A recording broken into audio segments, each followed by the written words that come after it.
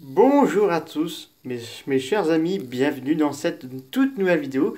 Donc il y en aura une autre vidéo que je vais faire là, la vidéo critique du film My Hero Academia, Mission Hero World, si je vais bien le prononcer. Donc là j'ai allé voir aujourd'hui ce film, donc je vais vous expliquer ça dans ma vidéo critique, et j'ai passé un agréable bon moment. Et après, bon, bien sûr, je suis fait un petit peu de plaisir. Donc du coup, il y a des trucs, c'était pas prévu, mais je vais vous montrer pour cette fin de mois de janvier une partie 3 de mes petits achats. Je me suis régalé. Le porte-clés de Sailor Moon. Comme vous savez, je suis fan de cette œuvre magnifique et très beau, très belle, je veux dire.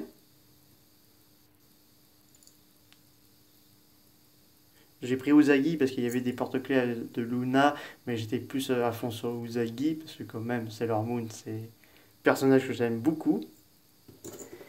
Une casquette, donc Mi Hero Academia. Donc aujourd'hui, je suis acheté un peu des produits de marque de Mi Hero Academia. Donc notamment une casquette avec Izuku Midoriya.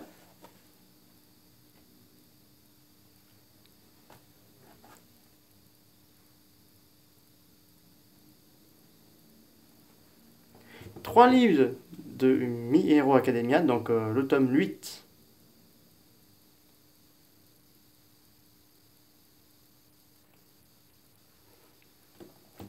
Le tome 9.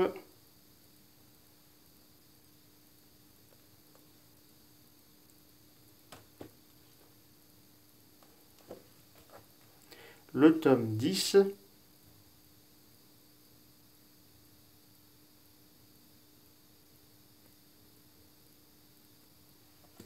Et donc là, il y a quelques DVD, donc assez importants pour moi. Donc Dororo. Il faut savoir que la sortie de ce DVD, mais aussi Blu-ray, bon là c'est le coffret DVD, normalement il devait sortir le 2 février, si je dis pas de bêtises. Et là, bizarrement, à ce 29 janvier 2022, je le trouve dans une boutique. Donc je me suis dit, je l'achète depuis le temps que... Parce qu'il faut savoir que c'était prévu que je l'achète ce coffret, mais pas en février, parce qu'en février j'aurais pas mal de choses à faire et que là j'ai rien de prévu d'achat. Donc je l'aurais attendu en mois de mars. Mais là, puisque j'ai trouvé, bah, je l'ai acheté. Donc il y a 24 épisodes, 5 DVD. C'est par contre en sous-titre français, il n'y a pas la langue français. Mais c'est un classique de d'Osamu Tezuka, donc c'est mon deuxième Tezuka dans ma collection. Donc j'ai le Phoenix de 1980 et cette série. Alors il faut savoir que cette série était sortie sur Prime Video, sur Amazon Prime, et Kazé l'a sortie en DVD et Blu-ray pour cette année. Donc ça c'est vraiment cool. Je vais regarder cette série avec saveur. Donc je pense que cette série sera dans les lignées de Demon Slayer. Alors, d'une Senseiya, donc j'ai les parties 1 et 2, mais là j'ai la partie 3, la partie 4,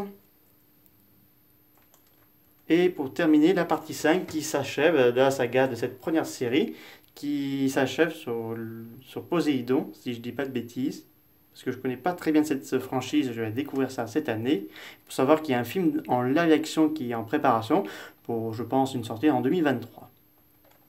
Et deux bouquins. Japper Live. Donc bien sûr, j'ai acheté ça parce qu'il y a My Hero Academia. Et pour terminer, un magazine de Animeland. Donc il y a Belle, Lupin 3, il y a un peu de tout.